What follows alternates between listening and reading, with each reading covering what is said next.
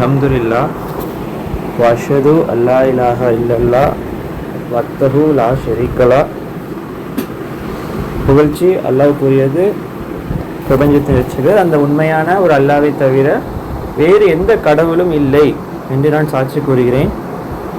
பிஸ்மில்லா ரஹ்மான் ரஹீம். எப்போவுமே நான் சொல்கிற மாதிரி நான் பயானுக்கு வந்து எப்போவுமே நம்ம அலட்சியமாக இருக்கக்கூடாது. எல்லாருக்குமே எல்லா டைமும் கண்டிப்பாக வேலை இருந்துகிட்டே தான் இருக்கும், உங்களுக்கும் சரி எனக்கும் சரி. ஆனால் அல்லாஹ் சொல்கிறாங்க, அந்த வேலையை விட்டுட்டு நம்ம இங்கே வரும்போது அல்லாஹ் தான் அந்த உலகத்தை எல்லாத்தையும் நடத்துகிறாங்க. நமக்கு பிஸ்னஸில் வர ப்ராஃபிட்டை விட அல்லாஹ் சொல்கிறாங்க இதுதான் உங்களுக்கு பெட்டர்னு அல்லாஹ் சொல்கிறாங்க. ஸோ எந்த வேலையாக இருந்தாலும் நம்ம இதுக்காக விட்டுட்டு வரும்போது நம்ம அந்த வேலையை அல்லாஹ் பார்த்துக்க போதுமானவர், அது சிறப்பாக ஆக்கி தருவாங்க. ஸோ 12:45 பையனா 12:40 நம்ம இங்கே இருக்கணும் ஷார்ப்பாக. நம்ம அதை நெக்ஸ்ட்டு நம்ம மாற்றிக்கணும் இன்ஷா அல்லாஹ். நம்ம இன்றைக்கி தலைப்பில் போவோம். இன்றைக்கி பையனோட தலைப்பு வந்து among is proofs night and day. Allah நமக்கு வந்து நிறைய ப்ரூஃப்ஸ் வச்சுருக்காங்க, அத்தாட்சிகள், அல்லாஹ் நிறைய நமக்கு எக்ஸாம்பிள்ஸ் கொடுக்குறாங்க. அதில் வந்து இரவும் பகலுமே அல்லாஹ் குர்ஆனில் சொல்கிறாங்க உங்களுக்கு ஒரு அத்தாட்சி தான், ஒரு சான்று அப்படின்னு அல்லாஹ் சொல்கிறாங்க. மூமின்களுக்கு ஒரு சான்று. என்ன சான்றுனா அல்லாஹ்வோட மகிமை நம்ம புரிஞ்சுக்கிறதுக்கு. இந்த அமாங் இஸ் ப்ரூஃப் அல்லாஹ் வச்ச அனைத்து விஷயங்கள்லேயும் இது நமக்கு சான்றாக குர்ஆனில் மொத்தம் 11 முறை வந்திருக்கு. நிறைய வசனம் நிறைய இடத்துல இடம் பெற்றிருக்கு. அல்லாஹ் நமக்கு ஏராளமான சாட்சிகள் கொடுக்குறாங்க, ப்ரூஃப் கொடுக்குறாங்க. அதில் ஃபஸ்ட்டு அல்லாஹ் சொல்கிறது திருமணம். அல்லாஹ் சொல்கிறாங்க நமக்கு நடக்கிற இந்த மேரேஜ் திருமணமே ஒரு அல்லாஹ்வுடைய சான்றாக இருக்குது அப்படின்னு சொல்கிறாங்க. சூரா 30, 20, 21 படிக்கிற வசனம். அல்லாஹ் படைச்ச அனைத்து சான்றுகளிலுமே அல்லாஹ் நம்மளை ஒரு டஸ்ட், ஒரு தூசி அல்லாஹ் நம்மளை வந்து படைச்சாங்க. மேலும் நம்ம வந்து இன்னொரு குழந்தைக்கு ஒரு தாயாகவும் தகப்பனும் ஆகிற அளவுக்கு அல்லாஹ் நமக்கு ஒரு ரெப்ரொடியூசிங் ஹியூமன்ஸ் அல்லாஹ் சொல்கிறாங்க. மேலும் அந்த ஆணோட உடம்புல இருந்தே தனக்கான துணைவிய பெண்ணை வந்து படைச்சுன்னு அல்லாஹ் சொல்கிறாங்க. எதற்காகனா நம்மளுக்குள்ள ஒரு மன திருப்தியும் அன்பும் கொண்டிருக்க வாழ்றது அல்லாஹ் படைச்சுன்னு அல்லாஹ் சொல்கிறாங்க. அவங்க இருவருக்குள்ளே மனசில் வந்து அல்லாஹ் லவ் அண்ட் கேர் வைக்கிறாங்க. நான் இது ரொம்ப யோசித்தேன் மேரேஜ்க்கு முன்னாடி, எப்படி நமக்கு தெரியாதவங்க அன்பு வரும்னா அது அல்லாஹ் ஒரு வைக்கிற நமக்கு அது ஒரு கிருபை அந்த இடத்துல. In this there are sufficient proofs for people who think. இந்த மாதிரி விஷயங்களை வந்து நான் யோசிக்கிறேன்ல, இப்போ எப்படி நமக்கு ஒரு தெரியாத வாப்பாமா அனுபவிக்கிறது வேற, அவங்க நமக்கு யாருமே தெரியல, ஆனால் மேரேஜ்க்கு அப்புறமே ஒரு அன்பு லவ் அண்ட் கேர் வருது லைஃப். அது எப்படி வருதுன்னா அதுவும் அல்லாஹ் சொல்கிறாங்க. இதெல்லாம் நீங்கள் யோசிச்சு பாருங்க, உங்களுக்குள்ள நடக்கிற சேஞ்சஸை பாருங்க. மேலும் நமக்கு எப்படி இந்த சேஞ்ச் நமக்குள்ளே வருது, இதெல்லாம் அல்லாஹ் நமக்குள்ளே வச்சிருக்க ஒரு சான்று, அல்லாஹ் இருக்காங்கிறதுக்கான சான்று இதெல்லாம். அப்புறம் அல்லாஹ் சொல்கிறாங்க டிஃப்ரென்சஸ், வித்தியாசம். ஒவ்வொரு மனிதனும் ஒவ்வொரு இதில் இருக்கும். நம்ம அல்லாஹ் சொல்கிறாங்க நமக்கு மொழினாலையும் கலர்னாலையும் நிறைய பேர் வேறு வேறு மாதிரி இருக்கும், அது கூட அல்லாஹ்வோட சான்றுன்னு சொல்கிறாங்க. நம்ம தூங்கி எந்திக்கிறோமே அது கூட அல்லாஹ்வோட சான்று, அல்லாஹ் இருக்காங்கக்கான சான்று அது. அல்லாஹ் குர்ஆனில் சொல்கிறாங்க அல்லாஹ் நமக்கு வந்து தூக்கத்தை கொடுத்துறாங்க நைட்டில், அது பெரிய கிஃப்ட்டு. மேலும் and you're working in the pursuit of his profession, இதில் வந்து யார் வந்து கவனம் செலுத்துகிறாங்களோ அவங்களுக்கு இதில் போதுமான சான்று இருக்குன்னு அல்லாஹ் சொல்கிறாங்க. உலகம் முழுக்க நம்ம எதில் பார்த்தாலும் அல்லாஹ்வோட சான்று இருக்குது. மழை அல்லாஹ்வோட சான்று, 41, 39 காற்று அல்லாஹ்வுடைய ஒரு சான்று. மேலும் அந்த கடலை போகிற கப்பல் இருக்குது, அது கூட அல்லாஹ்வுடைய சான்று தான். மேலும் அந்த அனிமல்ஸ் விலங்குகள் சுத்து, அது 42, 29 அல்லாஹ்வுடைய சான்று. அது அல்லாஹ்வுடைய சான்று அது. மேலும் அந்த fact that the earth is awaiting God's call standing at disposal, இந்த உலகம் நிற்கிறதே வந்து அல்லாஹ்வுடைய ஒரு சான்று தான் சொல்கிறாங்க. அல்லாஹ் படைச்ச அனைத்து சான்றுகளிலுமே வந்து இந்த இரவும் பகலுமே ஒரு சான்றாக இருக்குது. மேலும் நமக்கான சூரியனும் சந்திரனும் கூட ஒரு சான்றாக இருக்குது அல்லாஹ் சொல்கிறாங்க. இந்த பகலும் இரவும் மாறி வர்றது கூட அல்லாஹ்வோட. இதெல்லாம் ஏன் சொல்லணும்னா அல்லாஹ் இவ்வளோ விஷயங்கள் நமக்காக வச்சுருக்காங்க. நம்ம இந்த வீட்டோட வெளியே ஒரு 5 நிமிஷம் நம்ம போய் நின்று மொட்டை மாடில் பார்த்தாலே அல்லாஹ்வோட மகிமை நம்ம உணர முடியும். ஆனால் நம்ம மைண்டில் வெவ்வேறு விஷயங்கள் நம்ம ஏற்றிக்கிறோம். அல்லாஹ்வோட வல்லமை எல்லாமே சூழ்ந்துருக்கு நம்மளை, நம்ம அதை கவனிக்கிறோமாங்கிறத அதை பற்றி நான் பேசிகிட்டு இருக்கேன். இப்போ இந்த இரவும் பகலும் மாறி வருது, அதில் வந்து பார்த்தோன்னா அது அல்லாஹ்வோட மகத்துவம் இருக்குது. அல்லாஹ் வந்து இரவும் பகலையும் வந்து அல்லாஹ் படைச்சேன்னு சொல்கிறாங்க. அல்லாஹ் சொல்கிறாங்க இரவும் பகல் அல்லாஹ் படைச்சேன்னு சொல்கிறாங்க. அல்லாஹ்வோட சிஸ்டமில் வந்து எப்போவுமே நம்ம உலகத்தை பார்க்கும்போது கொஞ்ச நாள் இருட்டு நைட் இருக்குது, அப்புறம் பகல் வருது. இதில் கூட இது இருக்குது. நம்ம உதாரணம் இப்போ ஃப்ளைட்டில் போனோம்னு வச்சுக்கோங்களேன். அந்த ஃப்ளைட்டில் நம்ம போகும்போது இந்த இரவு பகலை வந்து ஆக்கிரமிக்குதுல, கொஞ்சம் கொஞ்சமாக இருடு, அதை நம்ம பார்க்க முடியும். ஃப்ளைட் மேப்பில் நம்மளால் பார்க்க முடியும். அது வந்து அது போகிறது ரொம்ப அழகாகவும் இருக்கும். இப்போ நம்மளால் செய்ய முடியுமாங்கிற நிச்சயமாக முடியாது. இப்போ உதாரணத்துக்கு இந்த லைட்டு ஃபேன் சுவிட்செலாம் இருக்குது, நம்ம இதை ஆஃப் பண்ண வச்சுக்கோங்களேன், டபக்குன்னு ஒரு இருட்டு வரும், போட்டால் டபக்குன்னு ஒரு லைட்டு வரும். ஆனால் அல்லாஹ் ஒரு பண்ணுற மகிமையை பார்த்தீங்கன்னா, அந்த சன்செட்டே பாருங்கள், ஸ்டெப் பை ஸ்டெப்பாக அல்லாஹ் கலக்குவாங்க. அது ஃபேடாகி வரும்போது அந்த சன்செட்டுங்கிறது அல்லாவோட பெரிய ஒரு நல்ல சினாரி, அல்லாவோட நம்ம மகிமை உணரத்துக்கு. அதை ஸ்டெப் பை ஸ்டெப்பாக இருள் சொல்லும். நம்ம அது மாதிரி பண்ண முடியாது, நம்ம யுமகமாக பண்ணவே முடியாது. இது அல்லாவுடைய ஒரு சான்று. மேலும் அதனால நம்ம தொழுகையில் வந்து இந்த மாதிரி இரவு பகல் வாழும்போது நம்ம ப்ரேயரை வந்து தொழுகையை வந்து கரெக்டாக கடைபிடிக்கணும். இப்போ இந்த மாதிரி குளிர் சீசன்லாம் வருது இல்லை, நார்த்தன் ஹெமிஸ்பியர், இப்போ நம்ம ஈக்குவல் நடுவில் இருக்கோம், ஏஷியா. நம்ம மேலே கனடா அந்த மாதிரி பகுதி நார்த்தன் ஹெமிஸ்பியர் நம்ம பார்த்தோன்னு வச்சுக்கோங்களேன், கால் வருது நினைக்கிறேன். ஸோ அப்போ நம்ம பார்க்கும்போது அங்கே வந்து பார்த்தோன்னா நார்த்தன் ஹெமிஸ்பியரில் வந்துட்டு ரொம்ப நாளோட அளவு ரொம்ப கம்மியாக இருக்கும், காலை பொழுது ரொம்ப கம்மியாக இருக்கும், சரிங்களா. மேலும் வந்துட்டு இரவு ரொம்ப ஜாஸ்தியாக இருக்கும். ஆனால் இப்போ உதாரணத்துக்கு இந்த ஆஸ்திரேலியா மாதிரி பிளேசஸ் வந்துட்டு எப்படி இருக்குன்னா, அந்த டைமில் ஆஸ்திரேலியா மாதிரி பிளேசஸ் வந்துட்டு பார்க்கும்போது அந்த டைமில் வந்துட்டு ரொம்ப அந்த காலை பொழுது அந்த பகல் வந்து ரொம்ப ஜாஸ்தியாக இருக்கும். அப்போது இது எல்லாம் நல்லா எப்படி வைக்கிறாங்க பாரு, ஒவ்வொரு கான்டினென்ட்டில் வாழ்கிற ஒவ்வொரு மக்களுக்கும் அல்ல ஒவ்விதமான வாழ்க்கை முறைகள் எல்லாம் கொடுக்குறாங்க அவங்களுக்கு. பிப்ரவரியில் பார்த்தோம் வச்சுக்கோங்களேன், அந்த காலை பொழுது இருக்குல்ல ரொம்ப ஜாஸ்தியாக தெரியும். அப்படியே அந்த மே அண்ட் ஜூன் வரும்போது பார்த்தோன்னா சம்மர் இருக்கும்போது பகல் ஜாஸ்தியாக இரவு கம்மியாயிரும், நம்மளால் அதை ஃபீல் பண்ண முடியும். இப்போ ஆனால் அதே சமயம் நமக்கு இப்படி இருக்கும்போதும் அலஸ்கா ஸ்வெதன் மாதிரி இருக்க கண்ட்ரீஸில் பார்க்கும்போது அவங்க நைட்டு தெரியாது, அங்கே நைட்டு டியூரேஷன் ரொம்ப கம்மியாக தான் இருக்கும். இது எல்லாமே அல்லாஹ்வுடைய பெரிய கிஃப்ட் நமக்கு.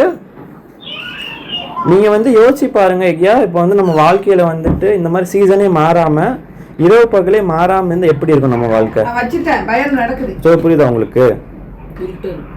இரவு பகல் மாறாமல் இந்த காலங்கள் மாறலை, எப்போ ஒரே மாதிரி இருந்தால் எப்படி இருக்கும்? ஆனால் அல்லாஹ் வந்து அப்படி வச்சிடல நம்மளை. இப்போ தலைப்பெடுத்து நம்ம பேசிகிட்டு இருக்கோம், அதாவது அல்லாஹ்வுடைய அருள் நமக்கு எல்லையற்றது. இதெல்லாம் நான் ரொம்ப சாம்பிள்ஸ் தான் உங்கள்கிட்ட சொல்கிறேன். நம்ம யோசிக்கலாம் இரவு பகல் என்ன இருக்குன்னு நினைப்போம் சாதாரணமாக, ஆனால் அந்த இரவு பகலில் வந்து ஏராளமான விஷயம் நமக்கு இருக்குது. இப்போ உதாரணத்துக்கு இந்த மாடர்ன் லைஃப்பில் வந்து இரவுலாம் வேலைக்கு போகிறோம், நைட் ஷிஃப்ட்லாம் பண்ணுறாங்க, அதை நம்ம நினைக்கிறோம் சாதாரணமாக. ஆனால் இந்த இரவு பகல் இல்லாமல் அல்லாஹ் வச்சுருந்தாங்கன்னா நமக்கு எவ்வளோ கேடுங்கிறத நான் சொல்கிறேன். இப்போ வந்து இதை வந்து நைட் ஷிஃப்ட் போகிறவங்க வந்து ஒரு ரிப்போர்ட் எடுத்திருக்காங்க, அவங்க வாழ்க்கை முறைகள்லாம் எப்படி இருக்குன்னு சொல்லிட்டு. அவங்களுக்கு வந்து ஸ்லீப் குவாலிட்டி இருக்குல்ல ரொம்ப வந்து கம்மியாக இருக்குது. நம்ம நைட்டு படுக்கும்போது நமக்கு ஒரு ஆழமான ஸ்லீப் கிடைக்கும், அவங்களுக்கு மாதிரி கிடைக்காது. அப்புறம் உடல் நல பிரச்சனை இருக்குன்னு போட்டிருக்காங்க, சோஷியல் ஐசோலேஷன் இருக்குன்னு போட்டிருக்காங்க. இப்போ நம்ம பகலில் தூங்கும்போது இந்த சவுண்ட்னாலே டிஸ்டர்பன்ஸ் கம்மியாக தூங்க மாட்டோம், நைட்டில் நம்ம ரொம்ப ஆழமான தூக்கம் அமைதியாக இருக்கும், அது அவங்களுக்கு கிடைக்காது. அப்புறம் இந்த ஸ்லீப் இல்லாதனால அவங்கள திங்கிங் வந்து கம்மியாகவும், ஃபோக்கஸ் கான்சன்ட்ரேஷன் பவர் வந்து கம்மியாகவும், நம்ம வரக்கூடிய நோய்களுமே ஜாஸ்தியாகிடும். ஹார்ட் பிரச்சனை, சுகர் பிரச்சனை, வயிற்று பிரச்சனை, இது எல்லாமே நான் பார்க்க ரிப்போர்ட்லாம் எடுத்து கொடுத்துருக்கேன் அவங்களுக்கு. லோ இம்யூனிட்டி, எதிர்ப்பு சக்தியும் கம்மியாக இருக்குது. அது மட்டும் இல்லாமல் மூட் ஸ்விங்ஸும் ஜாஸ்தியாக இருக்குது, பேட் மூட்ஸ் நிறைய இருக்குன்னு சொல்கிறாங்க. ஸோ இது எல்லாமே வந்துட்டு வாண்டடாக நம்ம நைட் ஷிஃப்ட் போயிட்டு வரவங்களோட ரிப்போர்ட் எடுத்திருக்கோம். ஆனால் இப்போ நீங்கள் யோசித்து பார்க்கும்போது உதாரணத்துக்கு நம்ம எல்லாம் நமக்கு நைட்டே வச்சுட்டாங்கன்னா நம்ம ஃபுல்லாகவே, இல்லை எல்லாம் நமக்கு ஃபுல்லாக பகலே வச்சுட்டாங்கன்னா அது ஒரு சாதாரண விஷயமா தான் பார்க்குறோம். ஆனால் அது இல்லாதப்போ அதோட எவ்வளோ கஷ்டங்கள்ங்கிறது தான் ரிப்போர்ட்டில் எடுத்து தான் இப்போ உங்கள்கிட்ட சொல்லிட்டு இருந்தேன்.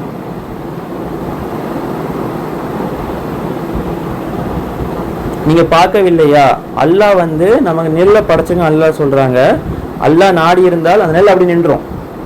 இது குர்ஆன் வசனம் வந்து 25 அல்-ஃபுர்கான் 45 அல்லாஹ் சொல்கிறாங்க, அல்லாஹ் நாடினால் if he will he could have made fixed. ஒரே இடத்துல வச்சிருப்பாங்க. ஒரே இடத்துல என்ன அர்த்தம்? சூரியன் வந்து இப்போ மாறுது, அதனால நம்ம நிழல் பொசிஷன் மாறிட்டே இருக்கும் வேறு வேறு இடத்துல. ஒரே இடத்துல மீன் பண்ணும்போது சூரியன் வருதுன்னா எப்படி இருக்கும்? பூமியில் இருக்க ஒரு பகுதி மக்களுக்கு எப்போவுமே பகலாகவே தான் இருக்கும், இன்னொரு மக்களுக்கு எப்போ இரவாகவே தான் இருக்கும். அந்த மாதிரி எல்லாம் நம்மளை வந்து வச்சுலாம் எல்லாம் பிளெஸ்டாக வச்சுருக்காங்கன்னு சொல்கிறேன். ஆனால் அதற்கேற்ற மாதிரி அல்லாஹ் சூரியனை படைச்சிருக்குன்னு அல்லாஹ் சொல்கிறாங்க. அது அல்லாஹ் மெதுவாக வடிவமைக்கிறேன்னு அல்லாஹ் சொல்கிறாங்க. உங்களுக்கு அல்லாஹ் தான் இரவு வந்து ஒரு கவராகவும் ரெஸ்ட் எடுக்கவும் அல்லாஹ் தான் படைச்சேன்னு சொல்கிறாங்க. நான் அதற்கான ப்ரூஃப்ஸ்லாம் இப்போ உங்களுக்கு நான் கொடுத்தேன். ஒரு சாதாரண விஷயம், நம்ம இந்த பூமி வந்து முட்டை வடிவில் இருக்குது. அது அப்படி இருக்கிறதுனால தான் இந்த பகல் இரவு மாறும்போது நமக்கு லைஃப் வந்து நல்லா இருக்குது. டே நைட் மாறி மாறி வருது. இந்த உலகம் வந்துட்டு கம்ப்ளீட்டாக ரவுண்டாக இல்லை. அந்த கோடு ஆக்சிஸ் வந்து கொஞ்சம் டில்டடாக இருக்குது. டில்டருக்கு என்ன ஆகுதுன்னா அதோட ஸ்பீடில் சுற்றுது. ஓகேவா, 1000 மைல் ஸ்பீடில் சுற்றுது. தன்னைத்தானே சுற்றிக்கிட்டு சூரியனை சுற்றி வருது.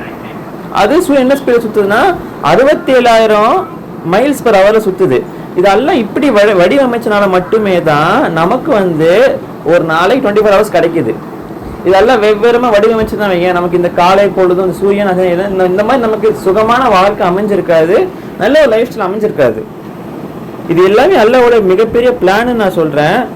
ஆனால் இதில் கூட அல்லாவோட துல்லியமாக வச்சுருக்காங்க. இப்போ ஒரு நாளைக்கு 24 கணக்கு பண்ணுறோம். அப்போ இந்த பூமி வந்துட்டு ஒரு ரவுண்டு ஃபுல்லாக சுற்றி முடிச்சிருது. சரிங்களா, ஒரு சூரியனை முழுக்க ஒரு ஆண்டு சொல்ல 300 சொல்கிறாங்க, 365 டேஸ். அதுக்கு வந்து பார்த்தோன்னா இப்படியே சுற்றி சூரியனை சுற்றி வரதுக்கு வந்து 365 புள்ளி ரொம்ப கவனிக்கணும். இது வந்து 2-4-2-2.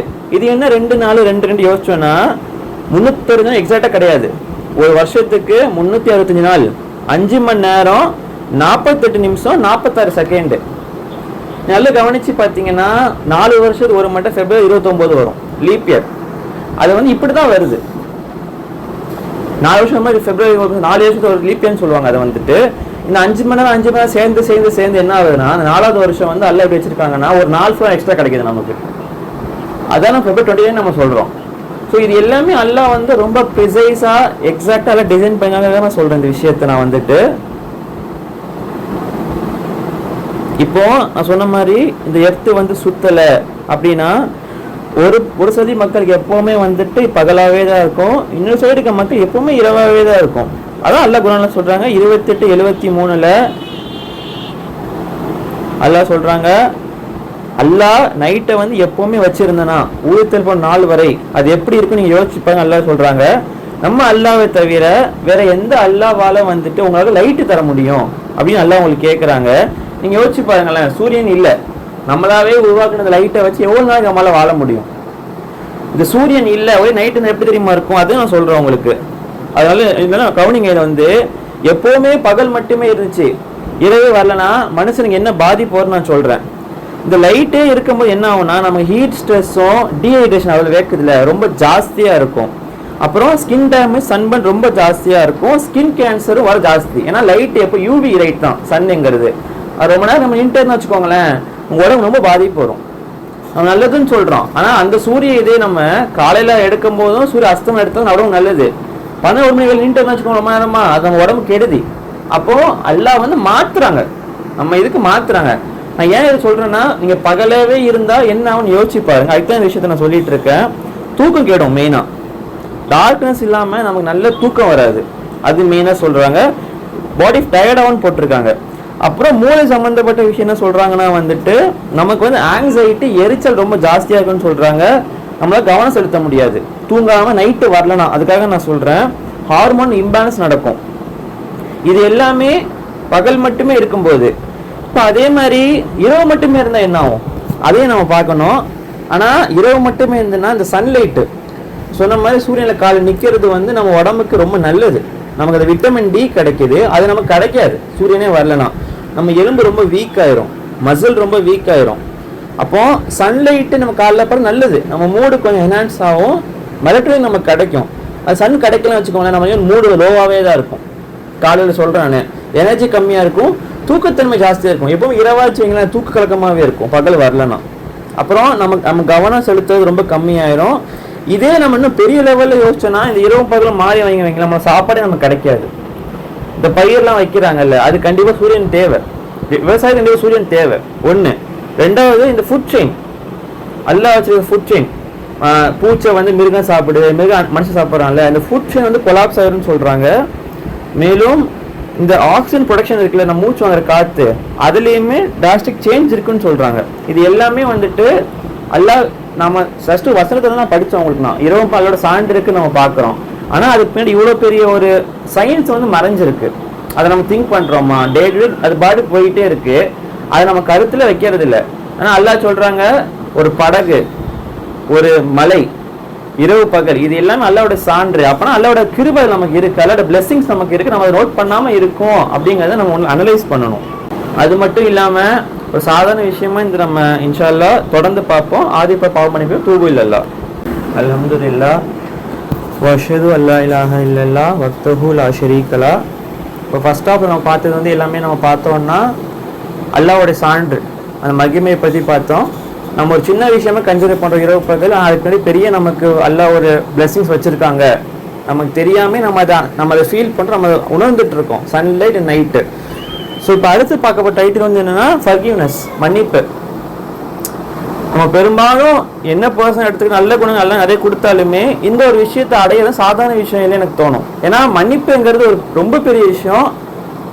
அல்லாஹ் மட்டும்தான் அதை வந்து ரொம்ப அல்லாஹ் சொல்லும் போது மோஸ்ட் மர்சிஃபுல் அல்லாஹ் சொல்றாங்க, மிக்க கருணையாளர், அல் ரஹீம்னு அல்லாஹ் சொல்றாங்க.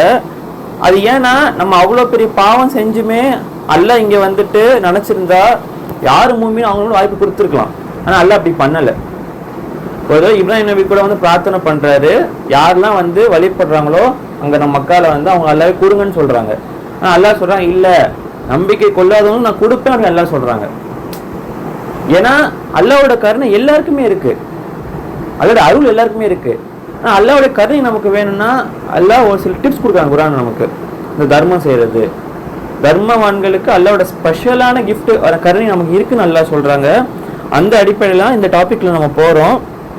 குர்ஆன்ல வந்து இந்த மன்னிப்பு ஃபர்கிவ்னஸ் பத்தி ரொம்ப ஸ்ட்ராங்கா அல்லாஹ் சொல்றாங்க. அதுல ரொம்ப கவனிக்க வேண்டியது இந்த ஷஹாதா, ரொம்ப பவர்ஃபுல்லான ஷஹாதால லா இலாஹ இல்லல்லாஹ்ல சூரா 47 இல்ல 19 அல்லாஹ் சொல்றாங்க, இன்னும் தெரிஞ்சுக்கோங்க, அல்லாஹ்வை தவிர வேறு அல்லாஹ் இல்லை, மேலும் உங்க பாவத்துக்கு மன்னிப்பு கேளுங்க அல்லாஹ் சொல்றாங்க. நமக்கு மட்டும் இல்லாம மற்ற நம்பிக்கையாளர்கள் ஆண்களுக்கும் பெண்களுக்கும் நீ மன்னிப்புக்கு அல்லாஹ் சொல்றாங்க. இப்போ என் ஒய்ஃப் நம்பிக்கையாளர் அல்லாஹ் மட்டும் சொல்றாங்கன்னா அவங்க மன்னிப்பு கேட்கலாம். அதுவே ஒரு நபிமாரா இருந்து கூட அவங்க வாப்பாவை நம்பிக்கையாளராக இல்லைன்னா மன்னிப்பு கேட்க அல்லாஹ் ஏத்துக்க மன்னிப்பு கேட்காதுன்னு அல்லாஹ் சொல்றாங்க. வழிநடத்த கேட்கலாம், மன்னிப்பு கேட்க முடியாது. அதுதான் நம்ம இப்ராஹிமோட கதையில நம்ம பார்க்கிறோம். அவர் வாப்பாவை நம்பிக்கையாளர் இல்லை, அதனால அல்லாஹ் வந்து அக்செப்ட் பண்ண அல்லாஹ் சொல்றாங்க. அல்லாஹ் வந்து நம்ம எடுக்கிற ஒவ்வொரு முடிவையும் அல்லாஹ் அறிஞ்சவங்களா இருக்காங்க. Forgiveness can liberate an individual from resentment and promote inner peace. நம்ம இந்த மாதிரி மன்னிச்சு விடுறதுனால நமக்கு வர எரிச்சல், கோபம் அது வந்து நம்மளை விட்டு நீங்கும். இப்போ உதாரணத்துக்கு நம்ம என்ன சண்டை போட்டோம், நான் வந்து அந்த டைம்ல வந்து இப்படி பண்ணிட்டு இரிட்டேஷனாக இருந்தான்னு வச்சுக்கோங்களேன், அது எனக்கு நானே நிம்மதிக்கு எடுத்துக்கிற மாதிரி உண்மையை சொல்ல போனா. ஆனால் நான் ஃபீல் பண்ணேன் இதை ஒரு டைம்ல நான் விளையாட்டுக்கு மன்னிச்சுட்டு நம்ம ஒய்ஃப் தான் நம்ம அம்மா மன்னிச்சுட்டு வச்சுக்கோங்களேன், நம்ம நிம்மதியா இருப்போம். இப்போ சண்டை போடும்போது யாரு மனசுல அந்த இது வச்சுக்கிட்டே இருக்காங்களோ அவங்களுக்கு நிம்மதி கம்மியாகும். ஆனா மன்னிச்சு பாரு, சரி விட நம்ம பேசிக்கலாம், நம்ம அம்மா தான் நம்ம தம்பி தானே விடும்போது நம்ம ஆட்டோமேட்டிக்கா நமக்கு அந்த இது வந்து குறையும், நமக்கு இன்னர் பீஸ் இருக்கும். ஸோ இப்படி பண்ணும்போது நமக்குள்ள தேவையில்லாத அந்த கடுப்பு அது எல்லாமே நம்ம வந்து எடுத்துக்க மாட்டோம். நம்ம லைஃப் ரொம்ப நம்ம பாசிட்டிவா மாத்திப்போம். ஒரு சில மக்கள் வந்து சொல்றாங்க that when you forgive others you forgive yourself because of the understanding that all human beings make mistake. நீங்க இந்த மாதிரி ஒரு மன்னிப்பை நம்ம மேற்கொள்ளும் போது நம்ம ரொம்ப மெச்சூரிட்டியான முடிவு எடுக்கிறோம். அதாவது எல்லா மனிதனும் தப்பு செய்வாங்க. மன்னிப்பு எப்போ நமக்கு வரணும்னா ஃபர்ஸ்ட் நம்ம அண்டர்ஸ்டாண்ட் பண்ணணும், அதாவது எல்லா மனிதனும் தப்பு செய்யறாங்க அப்படி விஷயம் நம்ம புரிஞ்சுக்கணும். மன்னிப்பு ஏன் நான் மன்னிக்க மாட்டேன்னா நான் நினைச்சது நடக்கணும், பெர்ஃபெக்டா நடக்கணும் அப்படின்னு நான் மன்னிக்க மாட்டோம். ஆனா நல்லா புரிஞ்சுக்கணும், எல்லா மனுஷனும் தப்பு செய்யக்கூடியவர்கள் தான். அப்படி நினைச்சு பார்த்தா நம்மளால மன்னிக்க முடியும், நம்ம மன்னிக்கலாம். இப்போ அல்லாஹ் சொல்றாங்க நம்மளை பத்தி, நீங்க தான் பெஸ்ட் கம்யூனிட்டி, இதுவரை வந்த மக்கள்லேயே நீங்க பெஸ்ட் கம்யூனிட்டி, நீங்க அல்லாஹ் மீது நம்பிக்கை கொள்ளுங்க, வேதத்தை பின்பற்றுங்க, ஓகேவா? அது மட்டும் இல்லாம அல்லாஹ்வோட பார்வையில நம்ம சொல்றோம்ல, டிப் டாப்பா இன் பண்ணி ட்ரெஸ் பண்ணியிருந்தா நல்ல பர்சன்டே போதுன்னு சொல்றோம்.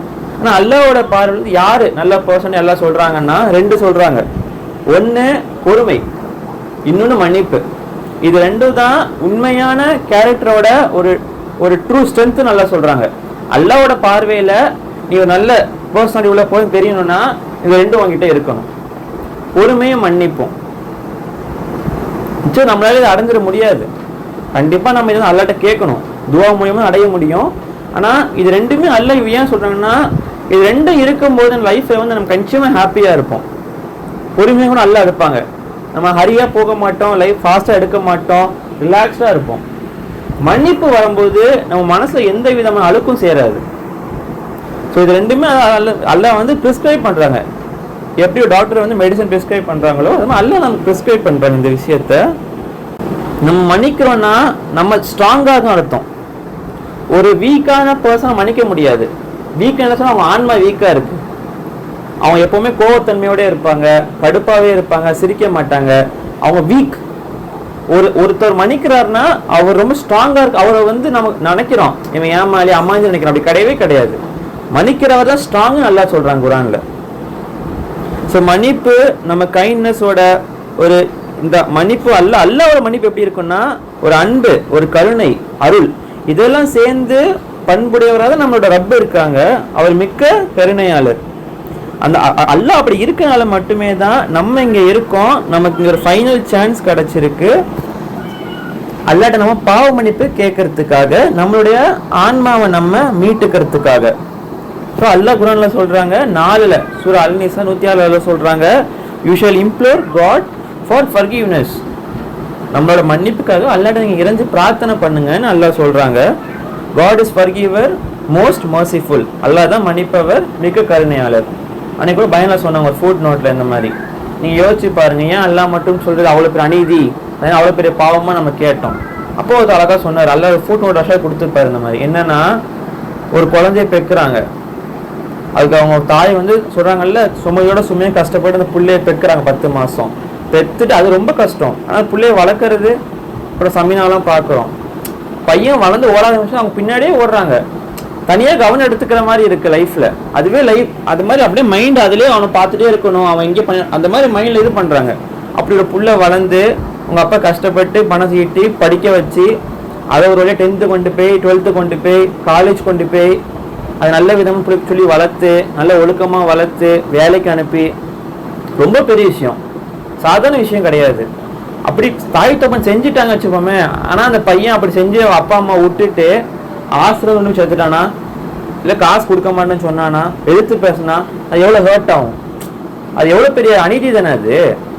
இது எப்படி வந்து பெற்றோர்களுக்கு இருக்கோ அதே மாதிரி பெற்றோர்கள் சேர தாண்டி எல்லாம் நமக்கு செய்கிறாங்க.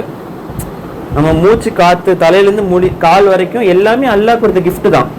அப்போ அப்பேற்பட்ட அல்லாஹ்க்கு நம்ம எப்படி நன்றியோடு இருக்கணும்னா, அந்த அல்லாஹ் வந்து வேற அல்லாஹ் போய் அல்லாஹ்னு சொல்லிட்டு எப்படி இருக்கும், அது ரொம்ப பேர் அநீதி தானே. அதுதான் எக்ஸாம்பிள் நம்ம பார்த்தோம். நம்மளுடைய பாவ மன்னிப்பு அல்லாஹ் கிட்ட மட்டும் தான் நம்ம கேட்கணும். Some people bring out the best in you and show your kindness and compassion. அதாவது இந்த உலகத்தையும் பார்க்கும்போது 2 விதமா நமக்கு நடக்கும். ஒரு சில இதில் வந்து எல்லாம் நம்ம டெஸ்ட் பண்ணுவாங்க, நம்மளோட மன்னிப்பு நமக்கு வருதா, நம்ம ஹம்பிளாக இருக்கோம், அதை டெஸ்ட் பண்ணி பார்ப்பாங்க. இன்னொரு டைம் நம்ம கோபப்பட்டு வஸ்ட் ஆயிடுறோம். இது எல்லாமே வந்து சீரீஸ் ஆஃப் டெஸ்ட் நமக்கு. இது நமக்கு ஒரு சோதனை. எல்லாத்தையும் நல்லா தான் கண்ட்ரோல் பண்ணுறாங்க. மேலும் நம்ம என்ன பார்க்கணும்னா, இல்லை இந்த சூழ்நிலை வந்து எல்லாம் எனக்கு கற்றுக் கொடுக்குறாங்க, இது எனக்கு ப்ராக்டிஸு, நான் எப்படி வந்து பொறுமையாகவும் மன்னிப்பையும் மேற்கொள்ளணும்னு அப்படி பார்க்கணும். எங்கள் அம்மா எனக்கு திட்டுறாங்க கத்துறாங்கன்னா நான் திருப்பி திட்டாம அல்லாஹ் சொல்ற குரான் லென்ஸ் வச்சு நம்ம பார்க்கணும். இல்லை எல்லாமே அல்ல நடத்துறாங்க, அல்ல நாடாம எங்கள் அம்மா அப்படி பேசலை. அப்போ நம்ம என்ன செய்யணும்னா நம்ம இதை ப்ராக்டிஸ் பண்ணணும். எல்லாமே ப்ராக்டிஸ் பண்ணணும். குரான்ல தொழுகையில எல்லாமே ப்ராக்டிஸ் பண்ணணும். அல்லாஹ் சொல்றாங்க நம்ம இது உறுதி போல இடம் கேட்பாங்க. அப்போ அல்லாஹ் சொல்லுவாங்க நீங்க இதை ப்ராக்டிஸ் பண்ணுங்க, அல்லாஹ்வுடைய வழிபட ப்ராக்டிஸ் பண்ணுங்க, தொழில் பண்ணிட்டே இருங்க, அப்போ ஸ்ட்ராங் ஆகும். நம்ம ஃபஜர் எப்படி வரும்? டெய்லி எந்திரிச்சு பழக்கும் போது ஃபஜர் வரும். அதே மாதிரி ஒரு விஷயம் நடக்குது, கோபம் நடக்குதுன்னா அதில் கோவப்படாம அல்லாஹ் சொல்ற இந்த பேஷன்ஸ், பொறுமையும் மன்னிப்பையும் நம்ம வந்து ப்ராக்டிஸ் பண்ணணும் டைம்ல. அதனால எல்லா இன்சிடென்ட்டுமே நம்ம தப்பா பார்க்காம அதை பாசிட்டிவா பார்க்கணும். நம்ம அது நம்ம சான்ஸை எடுத்துக்கிட்டு அதை வச்சு நம்ம என்ன பண்ணணும்னா நம்மளோட பேஷன்ஸ் ஃபைனஸ் இது பண்ணிக்கணும். ஸோ நம்ம லைஃப்ல லோவர் ஸ்டேஜ் கற்றுக்கிட்டே தான் வரும். இதே நம்ம கற்றுக்கணும். நம்ம நிச்சயமா ஒரு பீஸ்ஃபுல்லாக வாழ்க்கை அடையணும்னா இது 2 ரொம்ப ரொம்ப முக்கியம். இந்த இடத்துல அல்லாஹ் குர்ஆன் வந்து பணம் காசு வரல பீஸ்ஃபுல்லாக வாழ்றதுக்கு. மன்னிப்பு, பேஷன்ஸ் இது ரெண்டும் எல்லாம் முக்கியமா சொல்றாங்க. இது மன்னிக்கும் போது நமக்கு வந்து பொறாமை ஏற்படாது, கஷ்டமும் ஏற்படாது, நெகட்டிவிட்டி வராதுன்னு சொல்றாங்க. இப்போ நீங்க ஒருத்தவங்க மன்னிக்கலாம் வைங்க, உங்களோட மனசுல கர்வத்தை நீ வச்சுக்கிட்டே இருக்குன்னு அர்த்தம். மேலும் அந்த பர்சனை வந்து நீ மனுஷன் நீ மறந்துடுவ, மன்னிச்சுட்டு உங்க வேலையை நீ பார்க்க ஆரம்பிச்சிருவ. நீ மன்னிக்காம நீங்க இருந்து வச்சுக்கேன், அவங்கள பத்தி திங்க் பண்ணிட்டே இருப்ப நீ. இது உண்மை. நான் ஒன்ஸ் மன்னிச்சுட்டு மூவ் ஆயிட்டுனா என்னோட ஒர்க்கை நான் ஆரம்பிச்சிட்டேன், தெரியாம பண்ண விட்டுருவோம் அதை. ஆனா அவங்க நான் மன்னிக்காம இருந்து வச்சுக்கேன், அந்த கோவம் வேண்டி இருந்துட்டே இருக்கும். அவங்க என்ன ஆகும், அப்படி இருக்கும்போது தாட் அவங்க பத்தி அதிகமாக வந்துட்டே இருக்கும், நமக்கு கூட கொஞ்சம் இரிட்டேட் ஆகும். ஸோ எப்படி பார்த்தாலுமே சயின்ஸ் ரீதியாக பார்த்தாலும் சரி, குணம் ரீதியாக பார்த்தாலும் சரி, நம்ம மன்னிக்கிறது தான் நம்ம லைஃப் ரொம்ப பெட்டர், நம்ம பீஸ்ஃபுல்லா இருக்கிறதுக்கு அப்படின்னு நல்லா சொல்றாங்க. இன்னும் நல்லா சொல்றாங்க, நம்ம ஒருத்தவங்களை மன்னிக்கிறதால God allows me to unload that burden from my back. நம்மளோட சுமையை நம்ம இறக்கிக்கிறோம். எப்படி வந்து நம்மளோட தொழிலை கூட அல்லாஹ்க்கு தேவையில்லை, நமக்கு தான் தேவைன்ற மாதிரி நம்ம மன்னிக்கிறது ஆப்போசிட்ல நல்லவங்களும் நமக்கு ரொம்ப நல்லதுன்னு சொல்ல வரேன். So I need to be forgiving and always pray for God to forgive me. At dawn they prayed for forgiveness. அதனால நான் எப்பவும் மன்னிக்கணும், நம்மளும் அல்லாஹ் கிட்ட பாவ மன்னிப்பு கேட்கணும். இது ரொம்ப முக்கியமான பாயிண்ட். சூரா 51:18 அல்லாஹ் சொல்றாங்க, they prayed for forgiveness. எப்போ? ஃபஜர்ல. அப்போ எல்லாம் கத்து கொடுக்குறாங்க. ஒரு மூமினோட ஒரு ஃபார்முலா, ஒரு இதுன்னா அவங்க வந்து என்ன பண்ணுவாங்க, ஃபஜர்ல வந்து பாவ மன்னிப்பு கேட்பாங்க. அப்புறம் அல்லாஹ் குர்ஆன்ல சொல்லுவாங்க, திக்ர் பண்ணது பெட்டர் டைம் தெரியுமா? நைட்டு, இரவுல தான் அல்லாஹ் சொல்லுவாங்க. ஸோ ஒவ்வொரு பண்ற நம்ம ப்ராக்டிஸுக்குமே வழிபாடுக்குமே அல்லாஹ் ஸ்பெசிஃபிக் டைம் சொல்லுவாங்க. அந்த டைம் பண்ணும்போது நம்ம அதுல ரொம்ப பெட்டரா அல்லாஹ் கிட்ட கனெக்ட் பண்ண நமக்கு யூஸ்ஃபுல்லா இருக்கும். ஸோ இந்த துவா மறக்காம செய்யணும். எங்கள் ரட்சகரே, மன்னிப்பையும் கருணையும் கொண்டு எங்கள் மீது பொழிவீராக, கருணை உடையில் அனைவரும் மிக்க கருணையாக நீங்க இருக்கின்றீர். நம்ம அல்லாஹ்வை என்னைக்கும் துதிச்சுட்டு புகழணும், மேலும் நம்ம பாவ மன்னிப்புல கேட்கணும். அவரு தான் நம்மளை மீட்டெடுக்கக்கூடியவர். அடுத்த பேஜ் போறேன். So wow, worthy of worship, வழிபடுவதற்கு அல்லாஹ் மட்டுமே தகுதியானவராக இருக்கிறாங்க. அது சம்பந்தப்பட்ட வசனங்களை நான் படிக்கிறேன். Who is the one who initiate the creation then repeats it? எந்த ஒருவர் படைப்பை உருவாக்கி அதை ரிப்பீட் பண்ற யாரும் அல்லாஹ் கேட்கிறாங்க. உங்களுக்காக வானத்திலும் பூமியிலிருந்து இறக்கி அனுப்புவர் யாருன்னு அல்லாஹ் கேட்கிறாங்க. உங்ககிட்ட அல்லாஹ் கேட்கிறாங்க, அல்லாஹ்வுக்கு வேற அல்லாஹ் இருக்காங்க அல்லாஹ் கேட்கிறாங்க. இருந்துச்சுன்னா நீங்க இந்த ப்ரூஃப் காமிங்க, நீங்க உண்மையாளராக இருந்தா நல்லா சொல்றாங்க. அல்லாஹ் தான் உங்களை படைச்சாங்க, அல்லாஹ் தான் உங்களுக்கு கொடுக்குறாங்க, அல்லாஹ் தான் உங்களை மரண தாழ்த்துறாங்க, அல்லாஹ் தான் உங்களை உயிர் தெழுப்புறாங்க. நீங்க நம்ம வச்சுட்டு இருக்க ஐடல்ஸ், இணை தெய்வங்கள் ஏதாவது செய்ய முடியுமா நல்லா கேட்கறாங்க. இன்னொரு அல்லாஹ் சொல்லுவாங்க, நீங்க வச்சு இணை தெய்வங்கள் எதோ வேணா இருக்கட்டும், பணம், பிள்ளைகள், ப்ராப்பர்ட்டி, நிறைய எக்ஸாம்பிள் குரான்ல இருக்கு. ப்ராப்பர்ட்டி எடுத்தா ஒருத்தர் வருவாரு, அல்லாஹ் சொல்ல 2 பேர் இருப்பாங்க. அதில் ஒருத்தரும் அல்லாஹ் வந்து நிறைய பெரிய கார்டன் கொடுத்துருப்பாரு, நடுவில் வந்து அருவி ஓடும். அவர் என்ன பண்ணுவார்னா, ஹார்வெஸ்ட் பண்ணும்போது நான் என்னோட திறமன் சட்டக்காரை தூக்கி விட்டுருவாரு. அவர் ஒரு வார்த்தையை மறந்துடுவார் சொல்றதுக்கு. அதன் கான்சிக்வன்ஸ் என்ன ஆகும்னா, அந்த தோட்டமே இல்லாம அல்ல ஒரு ஒண்ணுமே இல்லாம ஒரு இதை ஆக்கிடுவாங்க. அப்படின்னு சொல்லுவாரு, உன்னை விட என்கிட்ட பணமும் பிள்ளையும் கம்மியா இருந்துச்சு, நீ என்ன சொல்லியிருக்கணும்னா தோட்டத்துக்குள்ள போகும்போது மாஷா அல்லா லா குவத்த இல்லா பில்லா, நீ சொல்ல மறந்துட்ட. மாஷாலா என்ன, எனக்கு அல்லாஹ் கொடுத்தது, நம்ம சட்டக்கார தூக்கிடுவாங்க, வேலை கிடையாது. சொல்ல புரியுதா? அல்லாஹ் கொடுத்தது, லா குவத்த இல்லா பில்லானா அல்லாஹ்வை தவிர வேற யாரும் எனக்கு தர முடியாது. லா குவத்த இல்லா பில்லா. அப்போ நமக்கு எந்த சந்தோஷமா கிடைச்சாலுமே நம்ம ஹாப்பியா அல்லாஹ் மறக்காம, நம்மளாம் பெருமைப்படுத்திக்காம நம்ம சொன்ன வச்சுக்கோங்களேன், நமக்கு அது ப்ரொடெக்ஷன். நல்ல ஒய்ஃப் கிடைச்சிருக்காங்க, அதை விட்டு போக்க நினைச்சோம்னா நான் சொல்லணும் மாஷா அல்ல லா குவத்த இல்லா பில்லா, நான் சொல்லணும். அப்பதான் என்கிட்ட இருக்கும் அது ப்ரொடெக்ஷன். நல்ல போன் அழகா இருக்கு, மாஷா லா குவத்த இல்லா பில்லா சொல்லலாம், இது நல்லா கொடுத்தது. அப்போ இப்படி சொல்லும் போது மற்ற அந்த சைத்தானோட கண்ணு வந்தால் நமக்கு பாதுகாப்பு கிடைச்சிடும் நமக்கு ஆட்டோமேட்டிக்கா. அது போல் நம்மள்கிட்டே இருக்கும். Every time we say wow about anything we see or hear, we can think yes, God alone is wow, worthy of worship. நம்ம ஏதோ ஒரு ஆச்சரியம் பார்த்து வாவ்னு சொல்றோம். ஆனா நம்ம சொல்ல நம்ம திங்க் பண்ணலாம், இங்க அல்லாஹ் மட்டும் தான் வாவ். வாவ்னா என்ன? WOW, worthy of worship, வழிபடுவதற்கு தகுதியானவர் அல்லாஹ் மட்டும்தான். ஒரு சன்செட்டை பார்த்தா வாவ்னு சொல்றோம், வழிபடுவது நல்ல தகுதியானவர். ஒரு புது குழந்தை பிறந்துன்னா வாவுன்னு நம்ம சொல்றோம், ஒரு மவுண்டனை பார்த்தா வாவுன்னு சொல்றோம். இது எல்லாமே அல்லாஹ் கொடுத்த கிஃப்ட் தான். ஸோ உண்மையாலே இந்த வாவு வந்து அல்லாஹ் தான். நான் வாவுன்னு ஒர்த் வர்ஷிப், வழிபடுவதற்கு தகுதியானவர் அல்லாஹ் மட்டும்தான். அதனால இன்ஷா அல்லாஹ் நாங்கள் எப்போ அல்லாஹ் மட்டும் காட் அலோன் மனசுல வச்சுட்டு அவரை மட்டும் வழிபடுவோம், தொழுகைக்கு தயாராகும். அக்கீமு ஸலாத்.